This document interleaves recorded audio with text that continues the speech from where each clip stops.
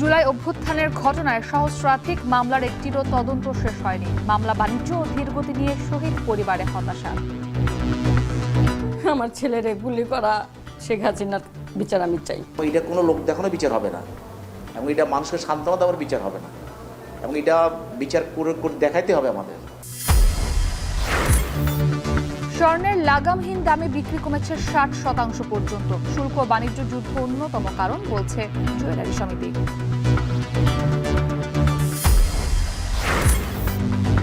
3 বছরে চট্টগ্রাম বিমানবন্দরে কার্গো পরিবহন কমেছে 70%। ভারতের ট্রান্সশিপমেন্ট বাতিলে বাড়ার সম্ভাবনা।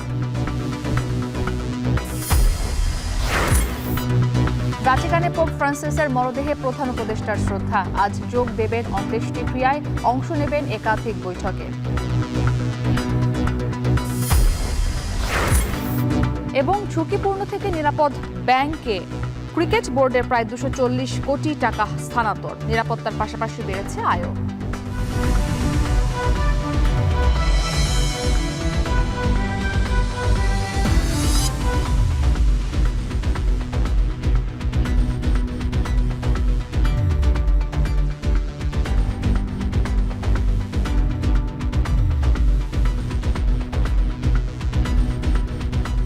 স্বাগত এখন বাজারে। পুরো আয়োজন জুড়ে আপনাদের সাথে আছি আমি ইসরাত মুক্তি। জুলাই গণ অভ্যুত্থানে ছাত্র জনতা হত্যার ঘটনায় বিভিন্ন থানা ও নিম্ন আদালতে দায়ের করা মামলা ছুঁয়েছে হাজারের কোটা।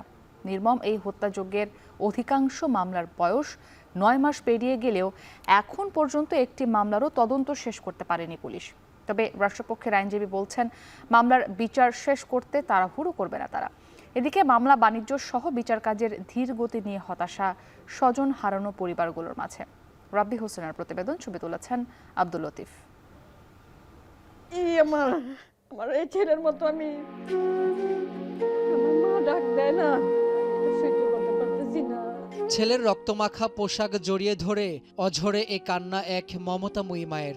আমাকে বলেন না। জুলাই গণঅভ্যুত্থানে নিহত শাহজাহান আলীর বাবা মায়ের এখন একটাই প্রশ্ন, ছেলে হত্যার বিচার কবে পাবেন? আমার ছেলেরে গুলি করা শেখ হাসিনার বিচার আমি চাই। ছাত্র জনতার গণঅভ্যুত্থানে গত 16 জুলাই নিউ মার্কেটের ঠিক এই জায়গাটিতেই রক্তাক্ত অবস্থায় নিহত হয়ে পড়েছিলেন পাপোশের দোকানের কর্মচারী শাহজাহান আলী। 5 আগস্ট পরবর্তী সময়ের প্রথম দিকে ক্ষমতাচ্যুত সাবেক প্রধানমন্ত্রী শেখ হাসিনা ও তার নেতাকর্মীদের নামে যে কয়েকটি হত্যা মামলা হয়েছিল তার মধ্যে অন্যতম শাহজাহান আলী হত্যা মামলা। শেখ হাসিনা পালিয়ে যাওয়ার পর গত বছরের 13 আগস্ট সদরঘাট থেকে আটক হয় সাবেক মন্ত্রী আনিসুল হক ও সালমান এফ রহমান। তাদের প্রথমবারের মতো গ্রেপ্তার দেখানো হয় নিউ মার্কেট থানার শাহজাহান আলী হত্যা মামলায়। 2 দফা তদন্ত কর্মকর্তা পরিবর্তন হয়ে এখন মামলাটি তদন্ত করছেন পুলিশের গোয়েন্দা শাখার কর্মকর্তা মনির হোসেন। 8 মাস পেরিয়ে গেলেও কবে নাগাদ তদন্ত প্রতিবেদন জমা দেওয়া সম্ভব হবে বলতে পারছেন না তিনি। উল্লেখযোগ্য অগ্রগতি নাই, বলতে পারতেছি না আমরা এখন। জুলাই আন্দোলনে শহীদ শাহজাহানের পরিবারের মতো বিচার পাওয়া নিয়ে এমন শঙ্কা আছে অনেকেরই। এই যেমন আন্দোলনে গুলিবিদ্ধ হয়ে আহত ব্যবসায়ী সুলতান আহমেদ মামলা করে এখন নিজেই হয়রানির ভয়ে আছেন। তারা শুধু বলে যে আমরা আপনাকে মামলা যে চার্জশিট জমা দেব হচ্ছে নির্বাচনের আগে। তবে নিম্ন আদালতে চলমান এসব মামলায় কিছু ব্যতিক্রমও আছে। যেমন লালবাগে পুলিশের গুলিতে নিহত জুলাই শহীদ শিক্ষার্থী খালিদ সাইফুল্লাহর মামলা। এই মামলারও নির্দেশদাতা হিসেবে প্রধান আসামি শেখ হাসিনা সহ আওয়ামী লীগের শীর্ষ নেতারা। আসামি করা হয়েছে ওই সময়ে লালবাগে দায়িত্ব পালন করা পুলিশের কর্মকর্তা ও সদস্যদের। ইতিমধ্যে পুলিশের কোন কোন সদস্য সেদিন শটগান ব্যবহার করেছিল তাদের জেরা করা হয়েছে।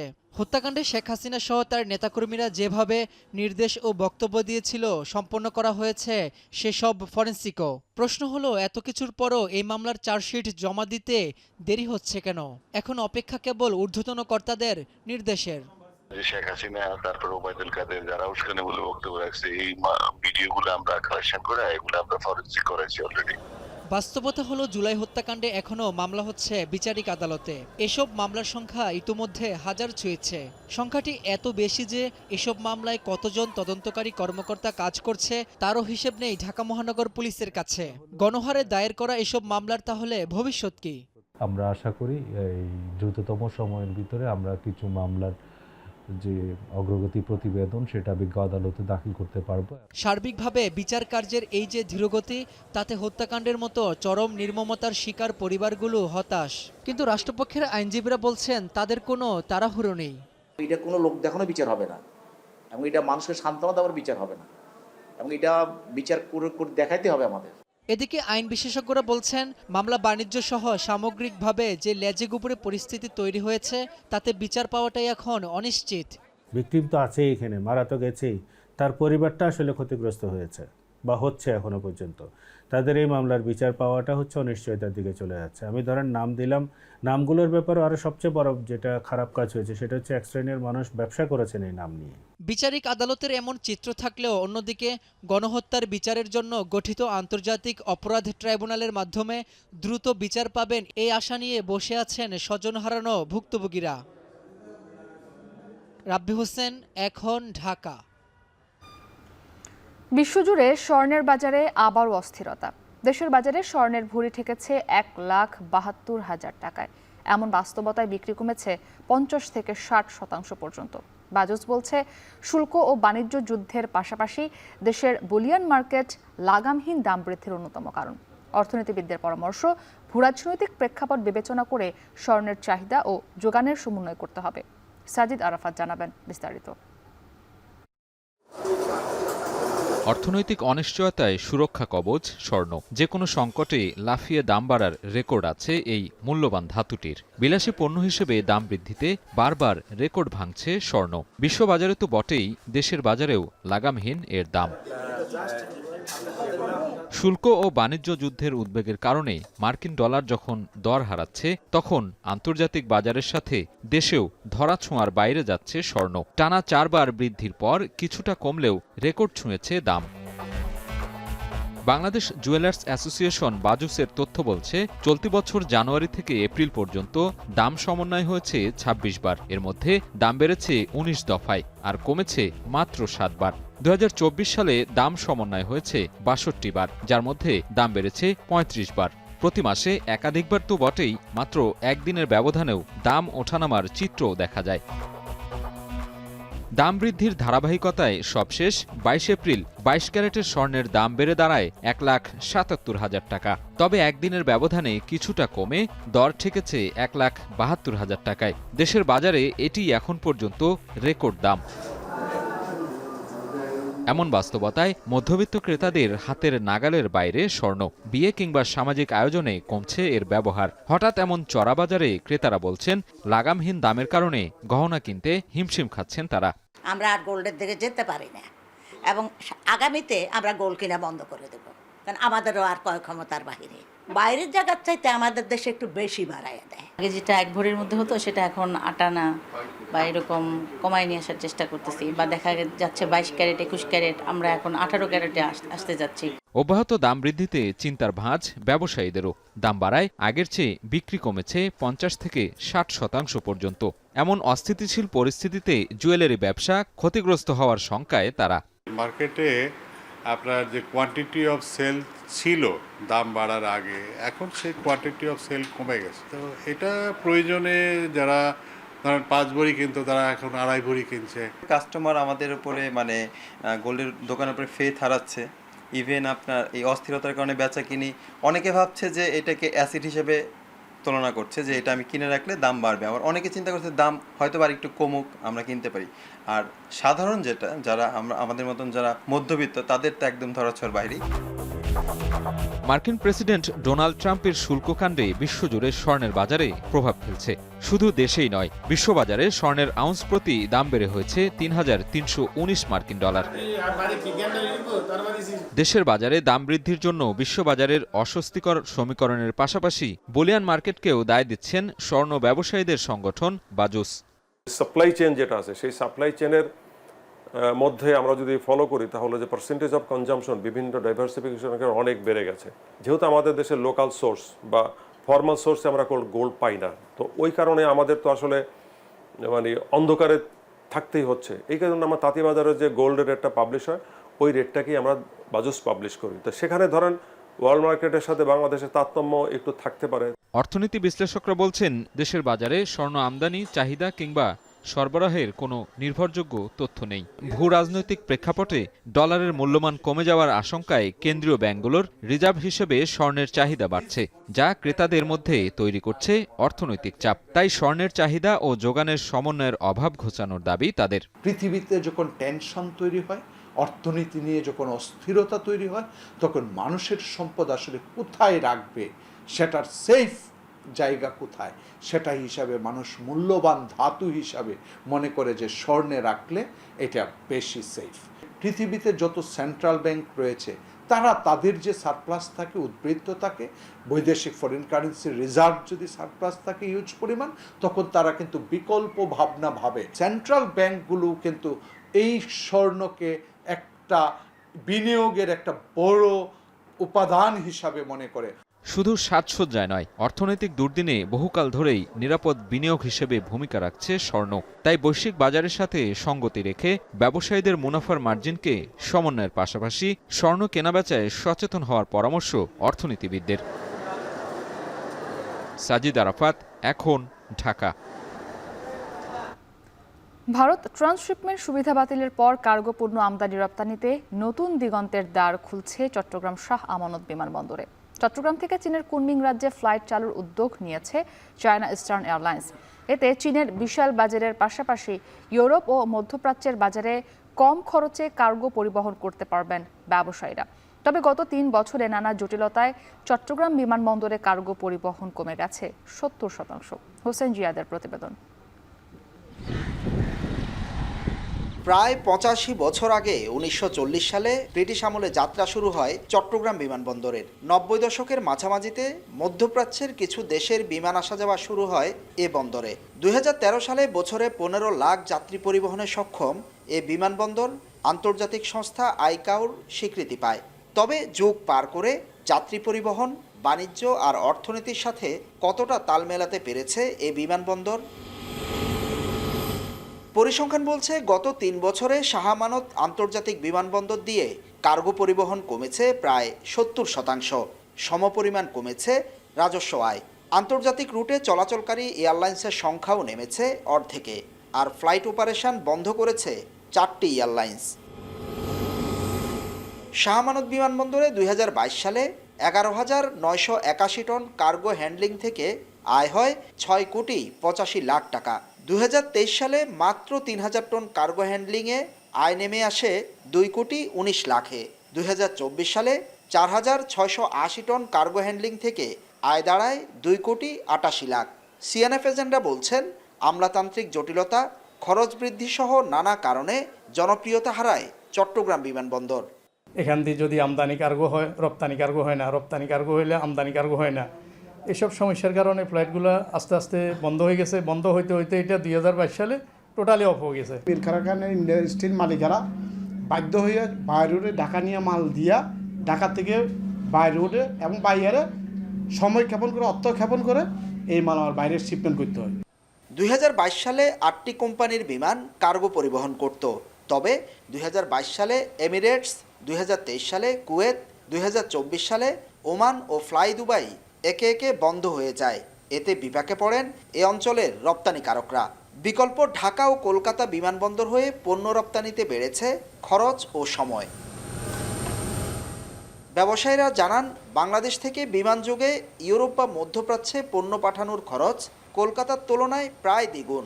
এর অন্যতম কারণ এয়ারলাইন্স প্রতিষ্ঠানে বাংলাদেশিদের অবস্থান দুর্বল হওয়া। বিদেশি এয়ারলাইন্সের তারা সিইওগুলি চায় না আমাদের দেশ থেকে পণ্য রপ্তানি হোক, এটাই আসল ব্যাপার। না হলে ভারত থেকে আপনার যদি 300 টাকা বাংলাদেশি টাকা হয়, বাংলাদেশ থেকে 700 টাকা কেন হবে? সেও জেট ফুয়েল জ্বালিয়ে যাচ্ছে, আমরাও জেট ফুয়েল জ্বালিয়ে যাচ্ছে আমাদের দেশ থেকে। ভৌগোলিক কারণে তাদের একটু যে তাদের দূরত্ব কাছে, কিন্তু এত বেশি হওয়ার কথা না। তবে সম্প্রতি ভারত ট্রানজিট সুবিধা বাতিল করায় বিমানে কার্গো রপ্তানিতে নতুন সুযোগ তৈরি হয়েছে, যা কাজে লাগাতে পরিসর বাড়ানোর পদক্ষেপ নিয়েছে কর্তৃপক্ষ। চট্টগ্রাম থেকে চীন হয়ে পণ্য রপ্তানিতে চালু হচ্ছে নতুন ফ্লাইট, যা চীনের বিশাল বাজারের পাশাপাশি সম্ভাবনার নতুন দুয়ার খুলছে ইউরোপ ও মধ্যপ্রাচ্যের বাজারে। মধ্যপ্রাচ্যে আমাদের এখান থেকে অত্যন্ত প্রচুর পরিমাণে এই যে পেরিশেবল আইটেম, শাক সবজি বা বিভিন্ন ফল ফ্রুটস এগুলি যায়। এটার জন্য আমাদের যে কোল্ড স্টোরেজ যে এরিয়াটা ছিল, এটা অনেক ধরনের আনসার্ভিস ছিল। আপনি জেনে অত্যন্ত খুশি হবেন যে আমরা এটা নিয়ে অত্যন্ত তৎপর। এটা আমাদের অলরেডি ওয়ার্ক অর্ডার হয়ে গেছে।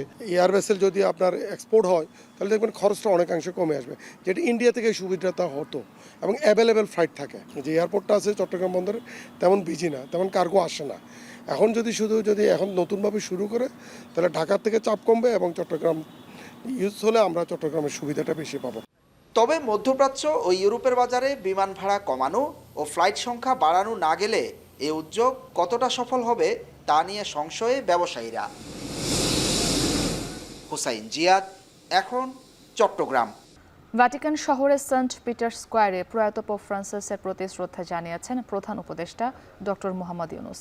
বাংলাদেশ প্রতিনিধি দলকে স্বাগত জানান ভ্যাটিকান সিটির জেনারেল। এরপর ভ্যাটিকানের সেন্ট পিটার্স ব্যাসিলিকায় পোপের মরদেহের প্রতি শ্রদ্ধা জানান ডক্টর ইউনুস। এ সময় কিছুক্ষণ নীরবে দাঁড়িয়ে থাকেন তিনি। স্থানীয় সময় আজ সকাল 9:30টার দিকে পোপের শেষকৃত্য অনুষ্ঠানে যোগ দেওয়ার কথা রয়েছে প্রধান উপদেষ্টার। এর আগে গতকাল কাতারের দোহা থেকে ইতালি পৌঁছান তিনি। সেখানে তাকে স্বাগত জানান ইতালিতে নিযুক্ত বাংলাদেশের রাষ্ট্রদূত। পোপের শেষকৃত্যে অংশ নেবেন মার্কিন president Donald Trump, Prince William, জাতিসংঘ মহাসচিব অ্যান্টোনিও গুতেরেস, ইতালির প্রধানমন্ত্রী জর্জিয়া মেলোনি সহ বিশ্বের বিভিন্ন দেশের রাষ্ট্র ও সরকার প্রধান।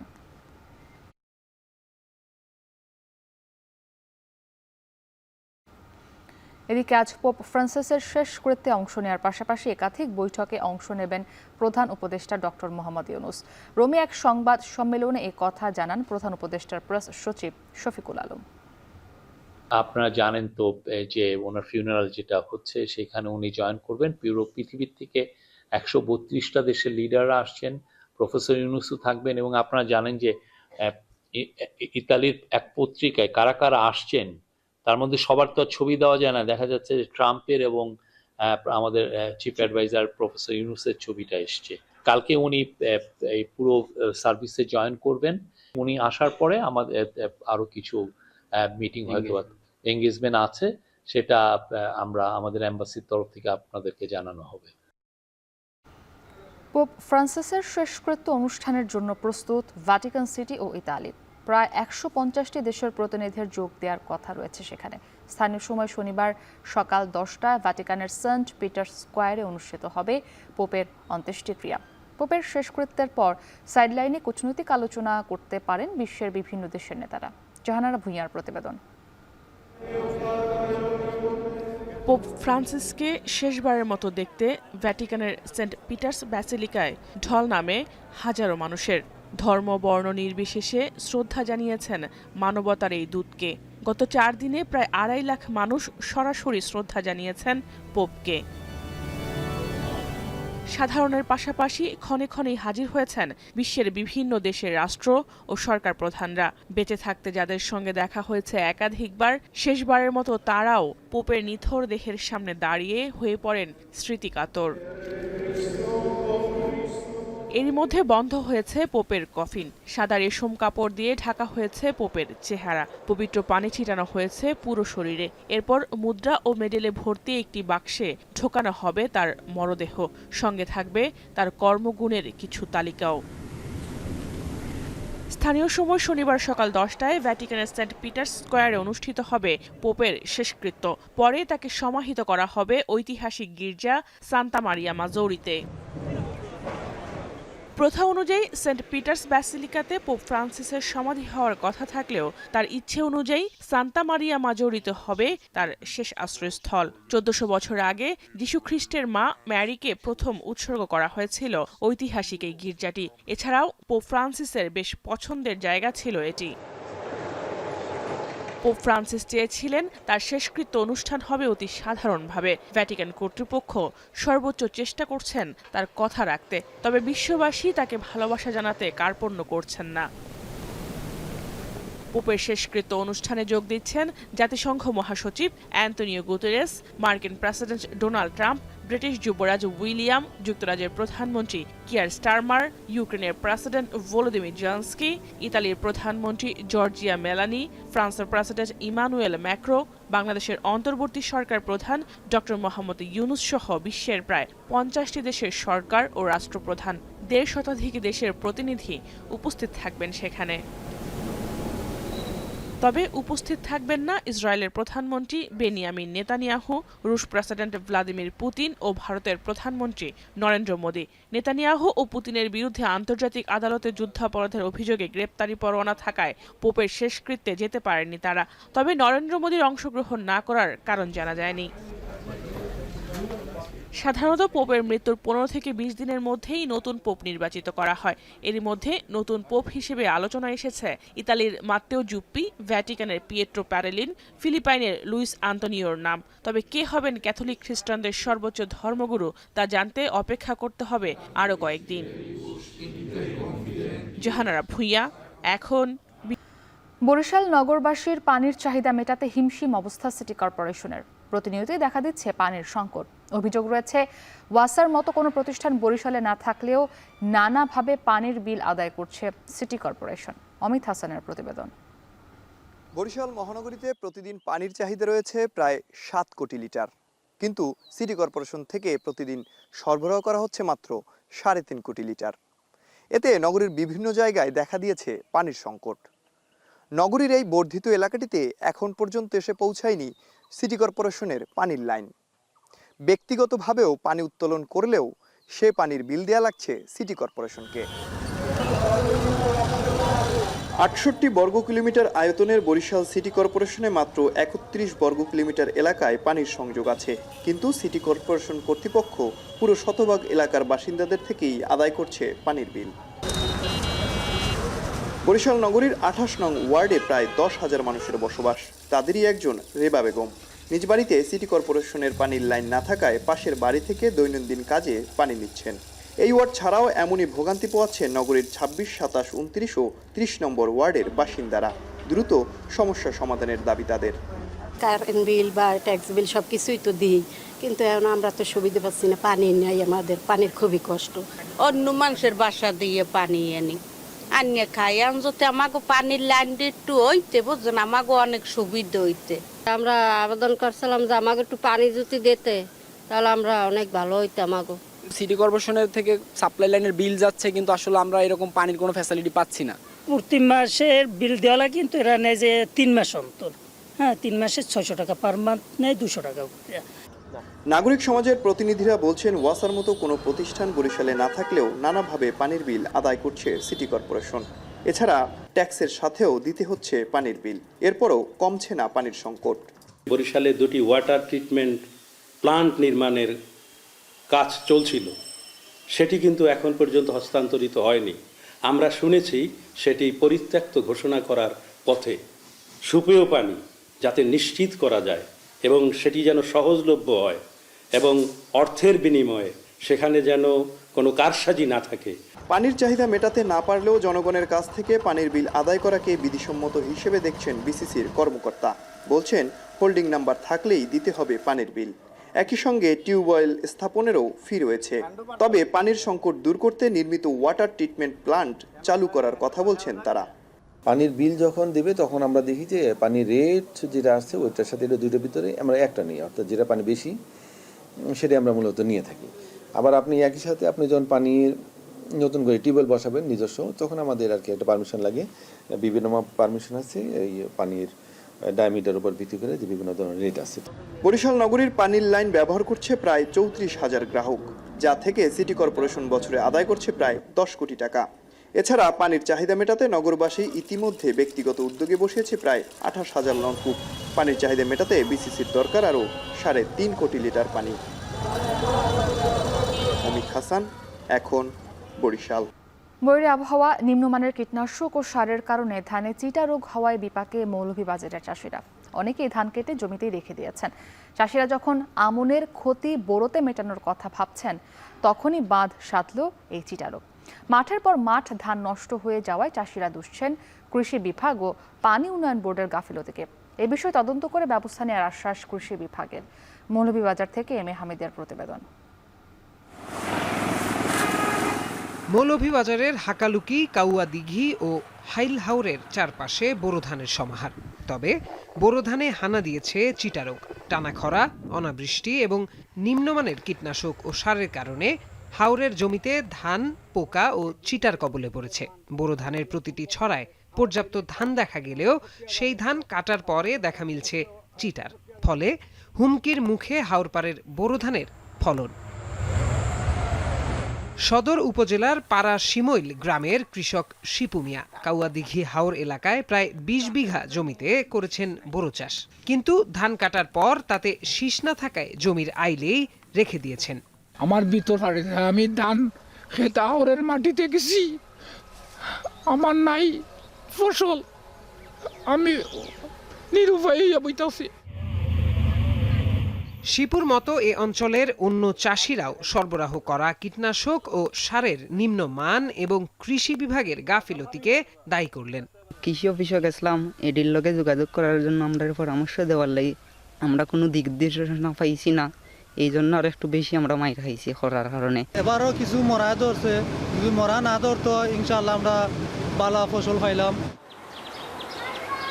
অভিযোগ রয়েছে পানি উন্নয়ন বোর্ডের বিরুদ্ধেও। কৃষকরা বলছেন, পানি উন্নয়ন বোর্ড ঠিকমতো সেচের ব্যবস্থা করলে প্রায় ১০০ একর জমির ধান চিটা থেকে রক্ষা পেত।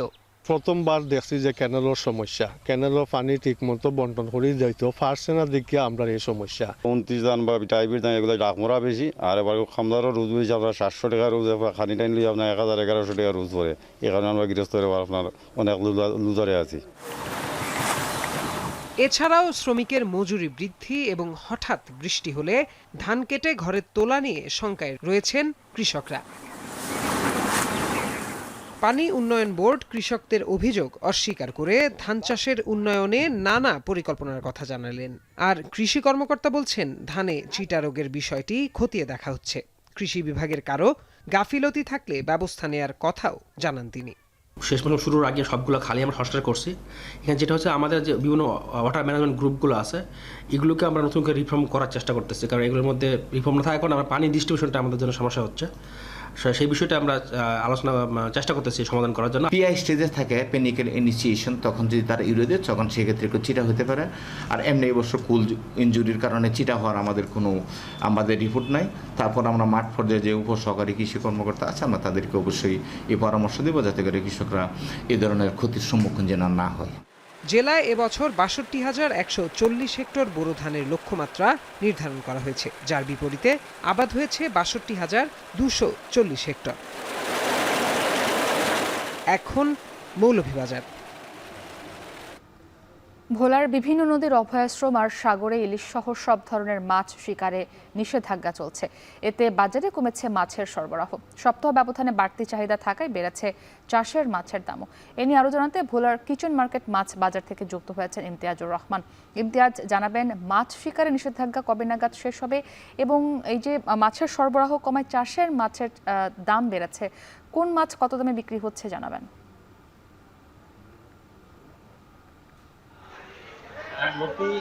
গত পহেলা মার্চ থেকে যে 2 মাসের নিষেধাজ্ঞা চলমান রয়েছে ভোলার মেঘনাথ নদীর অভয়াশ্রমে।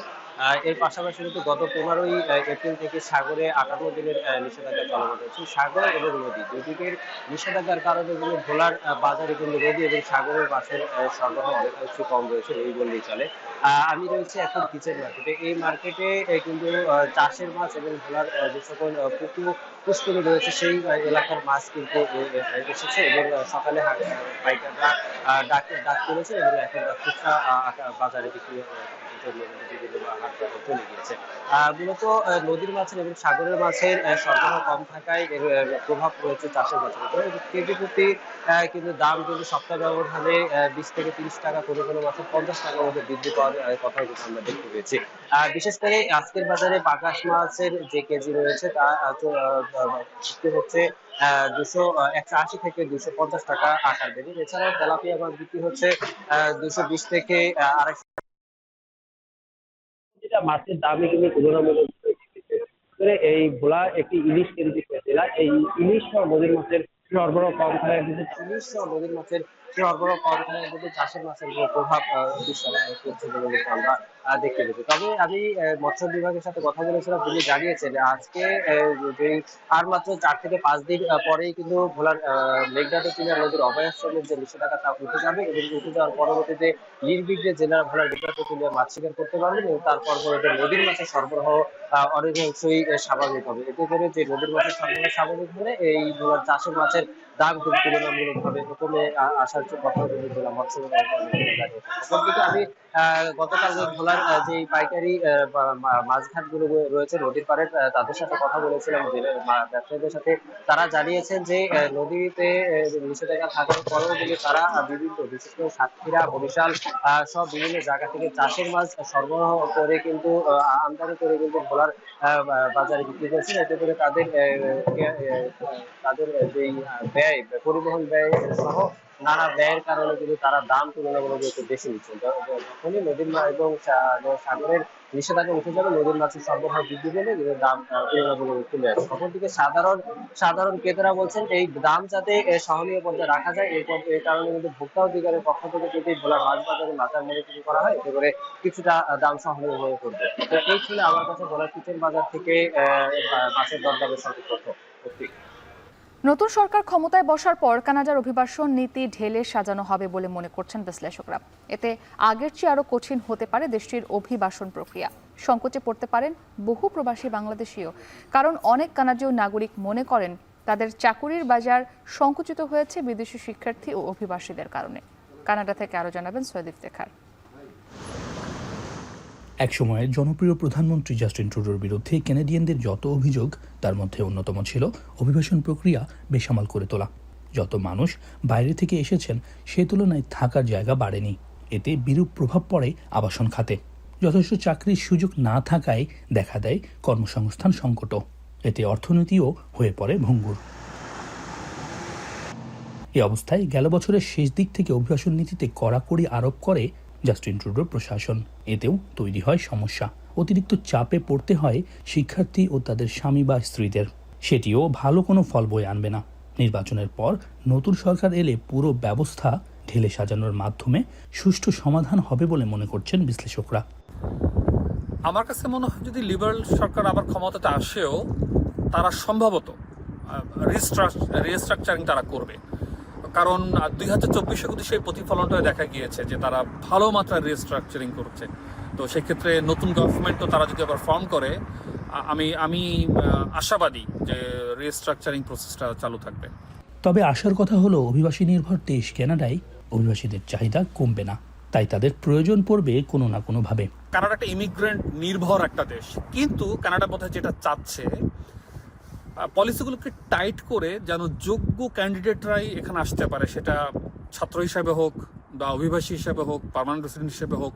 হয়তো কানাডা সেটা নিয়েই কাজ করছে এবং সেক্ষেত্রে আমার পার্সোনাল ওপিনিয়ন হচ্ছে বা আমার যা মনে হয়, কনজারভেটিভ গভর্নমেন্ট আসুক বা লিবারেল গভর্নমেন্ট আসুক, হয়তো তারা পলিসিকে স্ট্রিক্ট করবে এবং যোগ্য প্রার্থীকেই তারা খুঁজে নেবে। চলমান সংকটের মধ্যে আরও বড় প্রভাব ফেলেছে শরণার্থী হিসাবে আশ্রয়ের আবেদন। এর মধ্যে বাংলাদেশিদের আবেদনও নেহায়েত কম নয়।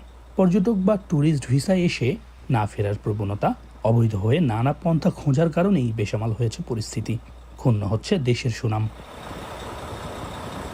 সোমবার ফেডারেল নির্বাচনের ভোট গ্রহণ। জনমত জরিপে কিছুটা এগিয়ে লিবারেল পার্টির প্রার্থী মার্ক কার্নি। এখন দেখার পালা পরবর্তী প্রধানমন্ত্রী এই সমস্যাগুলোর সমাধানে কিভাবে তৎপর হন।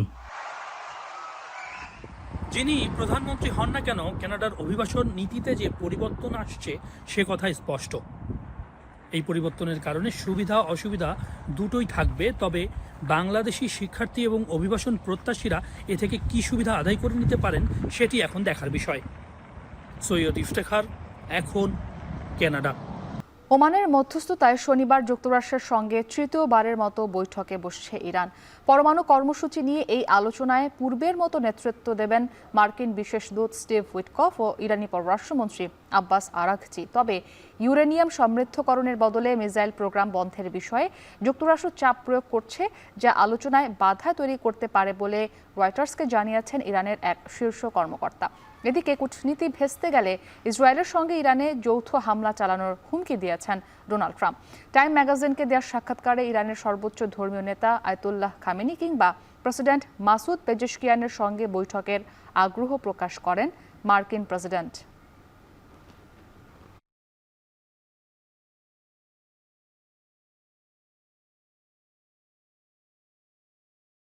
ঝুঁকিপূর্ণ ব্যাংকগুলো থেকে প্রায় 240 কোটি টাকা ট্রান্সফার করে তুলনামূলক নিরাপদ ব্যাংকগুলোতে রেখেছে বিসিবি। এখন টেলিভিশনকে নিশ্চিত করেছেন বিসিবির সভাপতি ফারুক আহমেদ। নিরাপত্তার পাশাপাশি সুদের হার বাড়ানোয় আর্থিকভাবেও লাভবান হচ্ছে বোর্ড। আর এতে বিগত আমলের কেউ ক্ষতিগ্রস্ত হচ্ছেন বলে মন্তব্য করেছেন ফারুক আহমেদ। নোমান আব্দুল্লাহর প্রতিবেদন। দেশের ক্রিকেটে একের পর এক বিতর্কে সবশেষ সংযোজন বিসিবির অ্যাকাউন্ট থেকে টাকা সরানোর অভিযোগ। বিভিন্ন ব্যাংকে থাকা বিসিবির ফিক্সড ডিপোজিটের প্রায় 120 কোটি টাকা বোর্ডের অনুমোদন ছাড়াই অন্য ব্যাংকে সরিয়েছেন সভাপতি ফারুক আহমেদ। একটি দৈনিকের এমন খবরে তুলকালাম কাণ্ড বাঁধে। এমন খবরের পর তদন্তে নামে এখন টেলিভিশন, আর তাতে জানা যায় 120 কোটি নয়, প্রায় দ্বিগুণ অঙ্ক ট্রান্সফার করা হয়েছে বিভিন্ন অ্যাকাউন্টে। এখন টেলিভিশনের হাতে আসা এফটিআর স্টেটমেন্টে মিলেছে এমন তথ্য। স্টেটমেন্টে দেখা যায় রাজনৈতিক পট পরিবর্তনের পর নতুন 13টি ব্যাংকে নতুন করে এফটিআর খুলেছে বিসিবি, যেখানে বিভিন্ন সময়ে প্রায় 240 কোটি টাকা ডিপোজিট করা হয়। এখন প্রশ্ন উঠতে পারে, আচমকাই কেন এমন সিদ্ধান্ত নিলেন ফারুক আহমেদ? দলিল বলছে, পতিত সরকারের আমলে যেসব ব্যাংকে টাকা রেখেছিল ক্রিকেট বোর্ড, সেসব ব্যাংকে ইন্টারেস্ট রেট ছিল তুলনামূলক কম। উদাহরণস্বরূপ আইএফআইসি ও মিডল্যান্ড ব্যাংকে থাকা বিভিন্ন কিস্তির 12 কোটি টাকায় 9 থেকে 10 টাকা হারে সুদ পেত বিসিবি, যেটি মধুমতি ব্যাংকে সরিয়ে নেওয়া হয় 11.5 টাকা সুদের হারে। ফলে মোটা অঙ্কের আয় বাড়ে বিসিবির। স্টেটমেন্টে আরও দেখা যায়, সরকারের লাল তালিকাভুক্ত ব্যাংক জনতা, অগ্রণী ও বেসিক ব্যাংক থেকে তুলনামূলক নিরাপদ সবুজ ও হলুদ তালিকাভুক্ত ব্র্যাক, মিউচুয়াল ট্রাস্ট ও প্রাইম ব্যাংকে টাকা ট্রান্সফার করেন বোর্ড সভাপতি, যেখানে সুদের হার বাড়ার পাশাপাশি অর্থের নিরাপত্তাও নিশ্চিত হয়। আমি দিচ্ছি 13টা ব্যাংকে 250 কোটি টাকা, 238 কোটি টাকা, সব রেড ব্যাংক থেকে নিয়ে গ্রিন ব্যাংকে দিছি আর ইয়েলোতে দিছি। বিসিবি সভাপতির অভিযোগ, কম হারে ব্যাংকগুলোতে টাকা রেখে মোটা অঙ্কের অর্থ ভোগ করতেন বিগত কমিটির কর্তারা। 8% থেকে 11.5 থেকে 12% দিছি। এখন কারো পার মান্থে 500 কোটি টাকা করে লস হইতেছে কারো না কারো, ওই প্যাসিস্টের দোষর দিয়ে। এই জন্য ওরা এই জিনিস করতেছে। তবে বেশিরভাগ পরিচালকদের না জানিয়ে এত বড় সিদ্ধান্ত নেয়ার কারণ কি? নাম প্রকাশে অনিচ্ছুক এক কর্মকর্তা জানান, পতিত সরকারের আমলে দায়িত্বে থাকা বেশিরভাগ পরিচালককে সহজে বিশ্বাস করতে পারেননি ফারুক আহমেদ। নোমান আব্দুল্লাহ, এখন ঢাকা। আগামী 2 বছরে ফুটবল ফেডারেশনের আর্থিক ঘাটতি অনেকটাই কেটে যাবে বলে আশা করছেন বাফুফের মার্কেটিং বিভাগের চেয়ারম্যান ফাহাদ করিম। বিগত বছরে দৃশ্যমান কোনো সাফল্য না দেখলেও বর্তমানে কিট স্পন্সর সহ বাফুফের হাতে রয়েছে জাতীয় পুরুষ দলের নিজস্ব পৃষ্ঠপোষক কোম্পানি। আর স্পন্সর প্রতিষ্ঠান বলছে, ফুটবলের চিত্র বদলে দেওয়ার চিন্তাতেই এ খাতে অর্থ বিনিয়োগ করছেন তারা। তাসওয়ার নাফির প্রতিবেদন। একজন ফুটবল ভক্তের বাংলাদেশ দলের জার্সির সাথে ছবি তোলার দৃশ্য। মূলত লাল রঙের এই জার্সিটি বাফুফের কিট স্পন্সর হিসেবে পরিচিত দৌড় নামের এক দেশীয় প্রতিষ্ঠানের তৈরি। একটা সময় মাঠের ফুটবলে বারবার ব্যর্থতার চিত্র ফুটে ওঠায় এ খাতে কেউই আগ্রহ দেখাতো না বিনিয়োগের। তবে বর্তমানে দৃশ্যপট বদলেছে অনেকটাই। প্রথমবারের মতো বাফুফের ঘরে এখন জার্সি স্পন্সর ছাড়াও রয়েছে জাতীয় পুরুষ ফুটবল দলের আলাদা পৃষ্ঠপোষক প্রতিষ্ঠান। তাহলে কি হামজার মতো ইংলিশ লিগে খেলা তারকা ফুটবলার আসার কারণেই চিত্র বদলেছে ফুটবলের, নাকি অন্য কোনো কারণ? যেহেতু এটা ফার্স্ট টাইম একটা ট্রান্সফরমেশন এসেছে কিটের ক্ষেত্রে, আমি যেটা বলবো, ধরেন বিএফএফ এর আগে কখনো কিট স্পন্সর ছিল না, তখন ওনারা যেটা হচ্ছে নিজেরা বানিয়েছেন। কখন কি লাগবে আগের থেকে জানতো, ওনারা হয়তো যাওয়ার 1 সপ্তাহ 2 সপ্তাহ আগে ওইভাবে রেডি করে। বাট যখন আপনি স্পন্সরের সাথে কাজ করেন, আপনার ফুল একটা ডিটেল মানে অন পেপার প্ল্যান লাগে। যেহেতু আমরা খুব ভালো একটা সাড়া পেয়েছি, বিএফএফ পেয়েছে, আমরা পেয়েছি, ফুটবলের আর হামজা আসে, সব মিলে এখন অনেক কোম্পানি আসবে এই বিএফএফ এর সাথে যুক্ত হতে।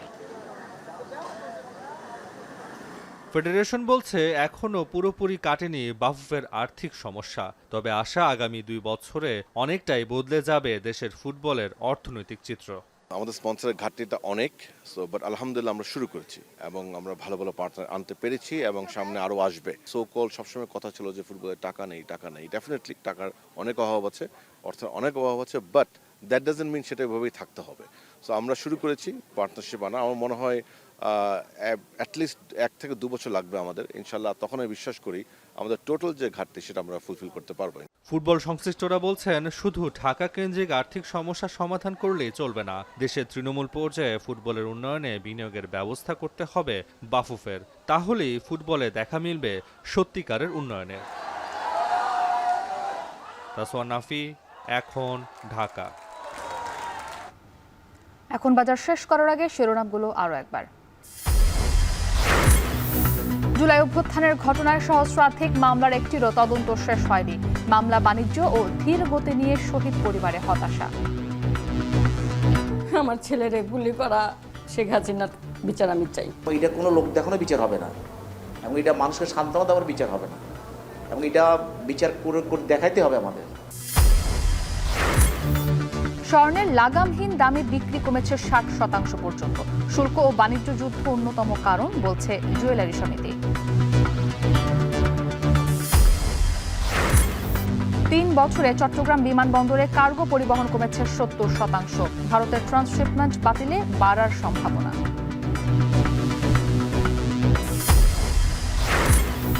ভাটিকানে পোপ ফ্রান্সিসের মরদেহে প্রধান উপদেষ্টার শ্রদ্ধা।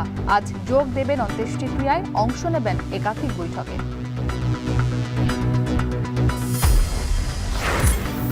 এবং ঝুঁকিপূর্ণ থেকে নিরাপদ ব্যাংকে ক্রিকেট বোর্ডের প্রায় 240 কোটি টাকা স্থানান্তর। নিরাপত্তার পাশাপাশি বেড়েছে আয়ও।